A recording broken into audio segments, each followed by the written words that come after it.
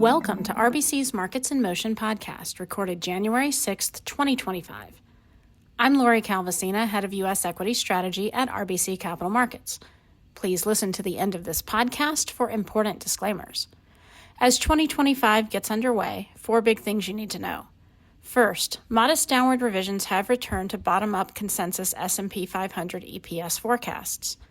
Second, frothy U.S. equity market sentiment has been a problem, but our work suggests that many investors have become cognizant of it and that it's starting to self-correct. Third, outside of the biggest market cap names in the S&P 500, a number of our valuation indicators have started to contract. And fourth, U.S. equity funds flows deteriorated as 2024 came to an end. If you'd like to hear more, here's another 5 minutes. Before we jump into the details, a very happy new year to all of our regular listeners. Let's start with takeaway number 1.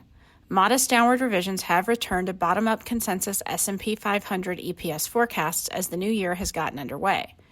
This is a condition that often accompanies a stronger U.S. dollar. Dollar strength does remain a key challenge for S&P EPS as we head into the reporting season, in our view. Moving on to takeaway number 2. Frothy U.S. equity market sentiment has been a problem, but our work suggests that many investors have become cognizant of it and that it's starting to self-correct. What makes us think this specifically is that net bullishness on the weekly AAII survey faded as 2024 wound down. This indicator was 1 standard deviation above the long-term average back in mid-October. But as of January 2nd, at 6.45%, the 4-week average for net bulls had fallen slightly below the long-term average of 6.8%. The unadjusted weekly data point basically also had bulls and bears in line with one another. Although the survey is focused on individual investors, and we speak mainly with institutional investors, we think the survey does a good job of reflecting the wariness that we sensed in our December client conversations, particularly among non-U.S. based investors. We'd characterize non-U.S. based investors as cautious in our December meetings, and U.S. based investors as having more of a mix of optimism and concern. While the AAII decline doesn't tell us that the recent period of malaise in the stock market is necessarily over, we do think this deterioration in sentiment is good news for the stock market longer term. Over time, 12-month forward returns in the S&P 500 from the current range this indicator is in have averaged 10.6%. This is a slightly better return environment than the one this indicator was signaling back in early December, which was an 8.6% return. Note that at the time this podcast was recorded, we didn't yet have data for end of year on CFTC U.S. equity futures positioning. But what we saw as of December 24th was that positioning had started to come down for S&P futures after hitting new highs. Next, takeaway number 3. Outside of the biggest market cap names in the S&P 500, a number of our valuation indicators have started to contract. Frothy sentiment was one of investors' big concerns in our December client meetings. Extended valuations were another.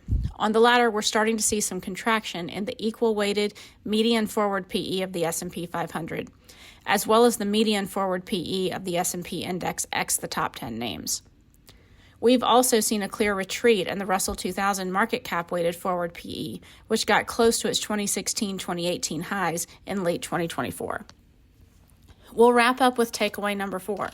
U.S. equity funds flows deteriorated as 2024 came to an end.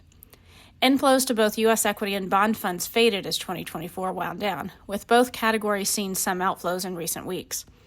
Interestingly, outside of the U.S., outflows to Western European equity funds persisted, but it's worth noting that their intensity did lessen.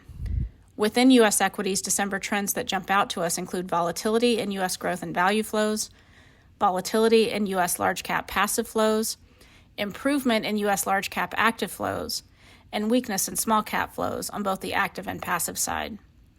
Another thing that jumped out to us was the very dramatic late-year fade in flows to developed market momentum funds. That's all for now. Thanks for listening, and be sure to reach out to your RBC representative with any questions. This content is based on information available at the time it was recorded and is for informational purposes only. It is not an offer to buy or sell or a solicitation, and no recommendations are implied.